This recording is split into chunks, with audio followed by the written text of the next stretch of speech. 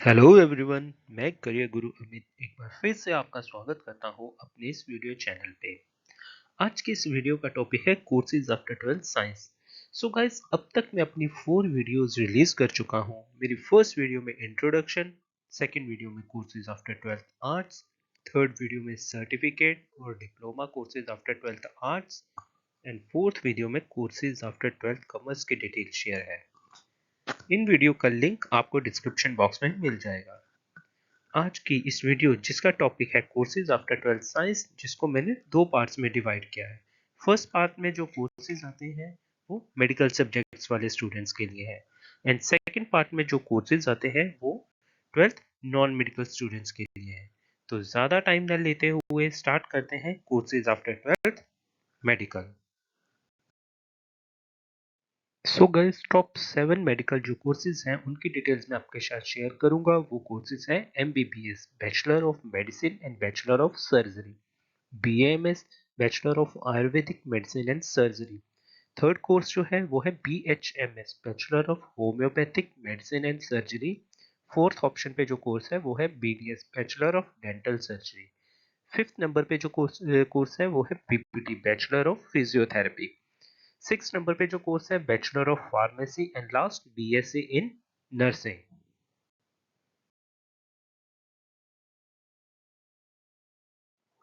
Guys, MBBS course जो है ये 5.5 साल का कोर्स होता है, जिसमें 4.5 साल एकेडमिक स्टडी होती है एंड 1 ईयर की इंटर्नशिप होती है। ये कोर्स एलोपैथी मेडिसिन से रिलेटेड होता है। इस कोर्स का जो एलिजिबिलिटी क्राइटेरिया होता है उसमें कैंडिडेट एटलीस्ट 17 ईयर ओल्ड होना चाहिए, 12th with physics, chemistry, bio और biotechnology and English as a compulsory subject होना चाहिए विद 50% मार्क्स होने चाहिए। रिजर्व कैटेगरी के लिए 40% मार्क्स की रिक्वायरमेंट होती है। इस कोर्स में एडमिशन लेने के लिए स्टूडेंट्स को नेशनल टेस्ट क्लियर करना पड़ता है, नीट का, जिसे national eligibility cum entrance test भी बोला जाता है। नेक्स्ट कोर्स जो अवेलेबल है वो है BAMS, bachelor of Ayurvedic medicine and surgery. ये कोर्स भी एमबीबीएस की तरह ही 5.5 साल का होता है, जिसमें 4.5 इयर्स इनकी एकेडमिक स्टडी होती है एंड 1 ईयर की इंटर्नशिप होती है। ये कोर्स आयुर्वेदिक मेडिसिन से रिलेटेड होता है और इस कोर्स का एलिजिबिलिटी क्राइटेरिया भी सेम एमबीबीएस की तरह ही होता है।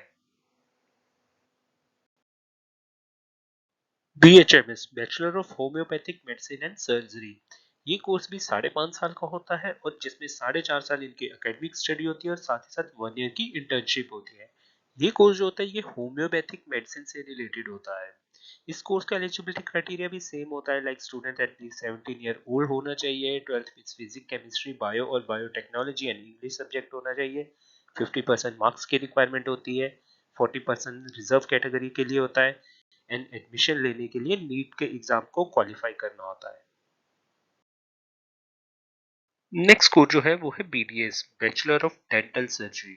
ये कोर्स 5 ईयर का अंडर ग्रेजुएट प्रोग्राम होता है, जिसमें 4 ईयर इनके एकेडमिक स्टडी होती है और 1 ईयर की इंटर्नशिप होती है। ये कोर्स डेंटल रिलेटेड प्रॉब्लम के रिलेटेड जो स्टडी होती है उससे रिलेटेड होता है।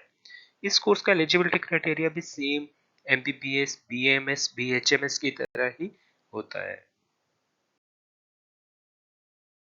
नेक्स्ट कोर्स जो है वो है पीपीटी, बैचलर ऑफ फिजियोथेरेपी। ये 4.5 साल का अंडर ग्रेजुएट प्रोग्राम होता है, जिसमें 4 ईयर इनकी एकेडमिक स्टडी होती है एंड 6 मंथ्स की इंटर्नशिप होती है। सो ये जो कोर्स है ये फिजिकल मूवमेंट से रिलेटेड होता है और इसका जो एम होता है डिसीज एंड डिसेबिलिटी से प्रिवेंट करना होता है with the help of exercise and manual therapy से।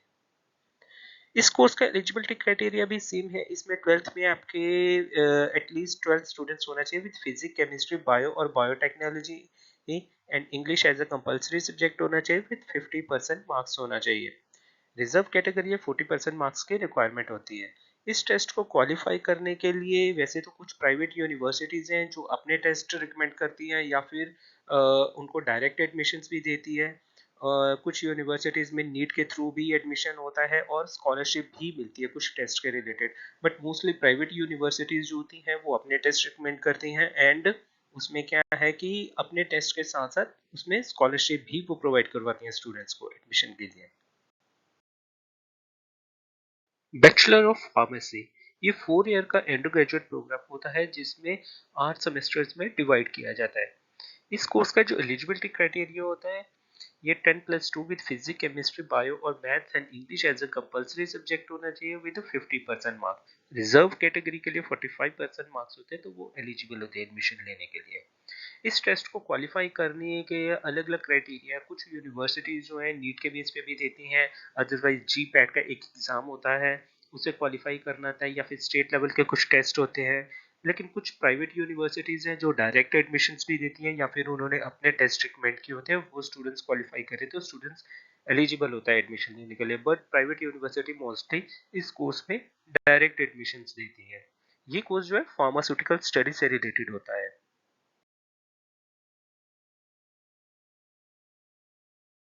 BSc nursing, bachelor of science in nursing, ये कोर्स 4 ईयर का अंडर ग्रेजुएट प्रोग्राम होता है और 8 सेमेस्टर में डिवाइड होता है, जिसमें थ्योरी के साथ साथ प्रैक्टिकल ट्रेनिंग भी स्टूडेंट्स को दी जाती है। इस कोर्स का एलिजिबिलिटी क्राइटेरिया जो है 12th with physics chemistry bio and English as a compulsory subjects होना चाहिए विद 50% मार्क्स होने चाहिए स्टूडेंट्स के। इस टेस्ट का जो एंट्रेंस का क्राइटेरिया होता है, जैसे कुछ यूनिवर्सिटीज जो है नीट के थ्रू भी लेती है, कई यूनिवर्सिटीज में एम पैरामेडिकल के थ्रू टेस्ट होता है, आईपीयू से ईटी का टेस्ट होता है, एंड कुछ टेस्ट स्टेट लेवल के टेस्ट होते हैं, या फिर कुछ प्राइवेट यूनिवर्सिटीज अपने टेस्ट रिकमेंड करती है, और कुछ यूनिवर्सिटीज में डायरेक्ट भी एडमिशन होता है। इस कोर्स में जो स्टडी होती है वो पेशेंट्स की केयर के रिलेटेड टोटली स्टडी होती है। सो गाइज, ये टॉप 7 मेडिकल कोर्सेज है जिनके डिटेल और एलिजिबिलिटी क्राइटेरिया मैंने आपके साथ शेयर किया है।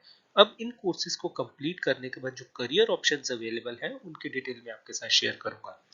अगर आप एमबीबीएस कोर्स कंप्लीट करते हो तो इसको करने के बाद जो करियर ऑप्शन है वो है, अगर आप फर्दर स्टडी करना चाहते हो, पोस्ट ग्रेजुएट डिग्री करना चाहते हो, तो आप डॉक्टर ऑफ मेडिसिन और मास्टर ऑफ सर्जरी भी कर सकते हो। आप क्लिनिकल प्रैक्टिस कर सकते हो, अपना क्लिनिक रन कर सकते हो, या फिर किसी हॉस्पिटल में एज अ फिजिशियन जॉब कर सकते हो, किसी हॉस्पिटल में हॉस्पिटल एडमिनिस्ट्रेटर जॉब कर सकते हो। अगर आपका इंटरेस्ट टीचिंग में है या रिसर्च में, आप मेडिकल यूनिवर्सिटीज और कॉलेजेस में टीचिंग भी कर सकते हो।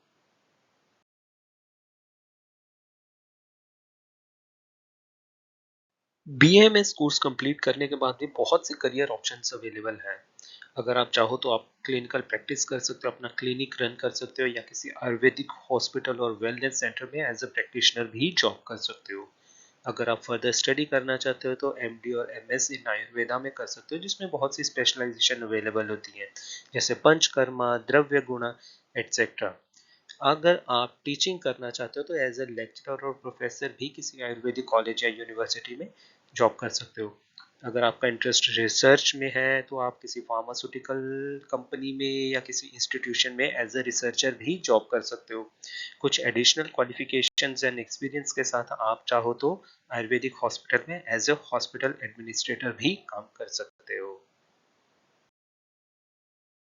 बीएचएमएस कंप्लीट करने के बाद आप चाहो तो किसी अपना होम्योपैथिक क्लिनिक रन कर सकते हो, या फिर किसी होम्योपैथिक हॉस्पिटल में, क्लिनिक में या वेलनेस सेंटर में आप एज अ होम्योपैथिक प्रैक्टिशनर भी काम कर सकते हो।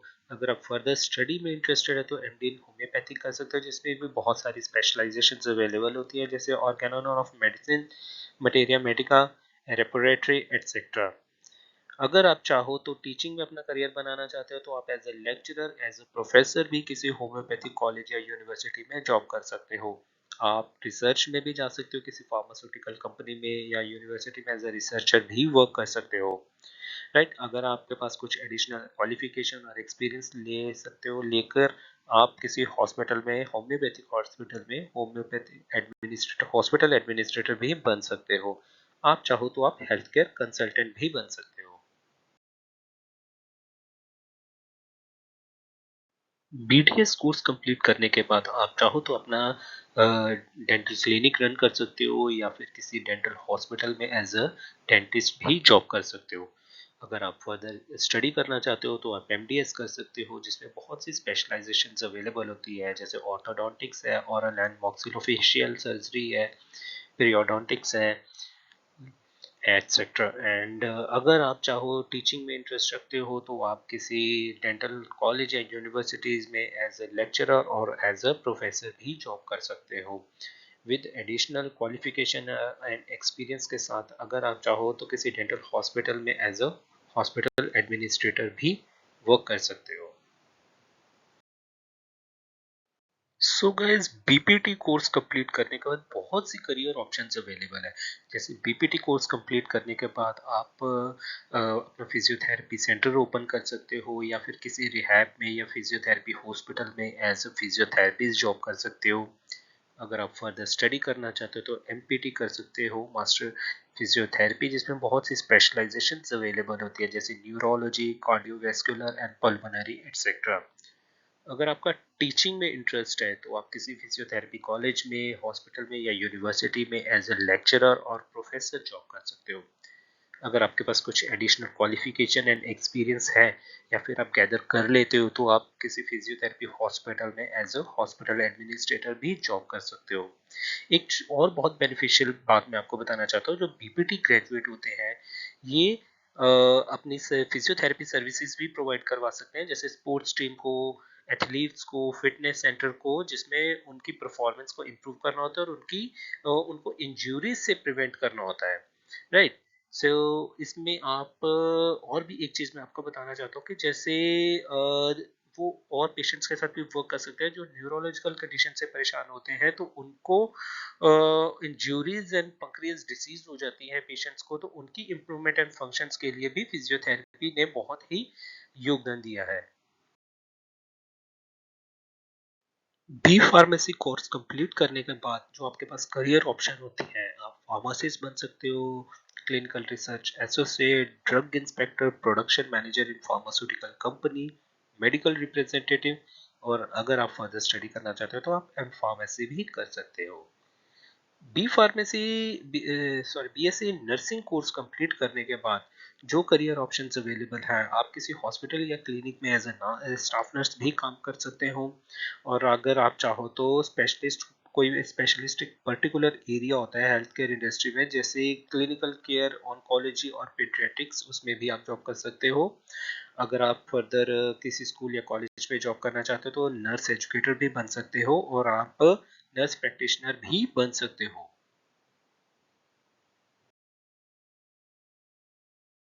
सो गाइस, इसके अलावा और भी बहुत से कोर्सेज अवेलेबल है जो 12th मेडिकल स्ट्रीम वाले स्टूडेंट्स होते हैं उनके लिए। जैसे अगर आप चाहो तो बीएससी मेडिकल कर सकते हो, बीएससी फिजिक्स कर सकते हो, BSc chemistry, BSc biology, BSc biotechnology and BSc in MLT courses होते हैं, ये भी कंप्लीट कर सकते हो। लेकिन अगर आप इस फील्ड से हट के किसी और फील्ड में अपना करियर बनाना चाहते हो तो आप BBA, BA, BCA, bachelor of hotel management catering and technology, BA LLB, BBA LLB etcetera, ये कोर्सेज भी हैं। इनमें भी अगर आप चाहो तो अपना करियर बना सकते हो। इन कोर्सेज की डिटेल मैंने ऑलरेडी अपनी प्रीवियस वीडियोस में शेयर की हुई है। सो गाइस, इन केस अगर आप इन कोर्सेज को नहीं करना चाहते और मेडिकल लाइन में ही रहना चाहते हो, बट आपके पास फंड्स नहीं है या ज़्यादा टाइम नहीं है और शॉर्ट टर्म कोर्सेज आप देखना चाहते हो, तो आप डिप्लोमा कोर्सेज भी अवेलेबल होते हैं, जैसे diploma in medical laboratory technology. ये कोर्स जो होता है ये मेडिकल लैब टेस्ट से रिलेटेड स्टडी होती है, उससे रिलेटेड होता है। आप चाहो तो डिप्लोमा इन फार्मेसी भी कर सकते हो, जिसमें फार्मास्यूटिकल के रिलेटेड स्टडी होती है। आप चाहो तो डिप्लोमा इन रेडियोलॉजी टेक्नोलॉजी भी कर सकते हो, जिसमें स्कैन, एक्सरे वगैरह होता है, उससे रिलेटेड स्टडी होती है। डिप्लोमा इन ऑप्टोमेट्री भी होता है, उसे आप करना चाहो तो कर सकते हो, जिसमें आई से रिलेटेड डिसऑर्डर्स होते हैं, उससे रिलेटेड स्टडी होती है। अगर आप चाहो तो डिप्लोमा इन नर्सिंग भी कर सकते हो, जिसमें नर्सिंग के रिलेटेड स्टडी होती है। सो गाइस, ये कोर्सेज थे जो 12th मेडिकल स्ट्रीम के स्टूडेंट्स के लिए अवेलेबल थे। अपनी ही नेक्स्ट वीडियो में मैं जल्द ही आपके साथ मिलूंगा, जिसका टॉपिक होगा courses after 12th non medical. इस वीडियो में दी हुई इंफॉर्मेशन अगर आपको पसंद आई है तो आप लाइक कीजिए, कमेंट कीजिए और ज़्यादा से ज़्यादा इसे शेयर कीजिए। अगर इन वीडियोस के रिलेटेड कोई भी आपकी क्वेरी है तो आप मेरी मेल आईडी पे डायरेक्ट मुझे मेल कर सकते हैं, या फिर मेरे मोबाइल नंबर पर डायरेक्ट कॉल कर सकते हैं। टोटली आपको फ्री ऑफ कॉस्ट कंसल्ट किया जाएगा। मिलते हैं अपनी नेक्स्ट वीडियो में, तब तक के लिए गुड बाय।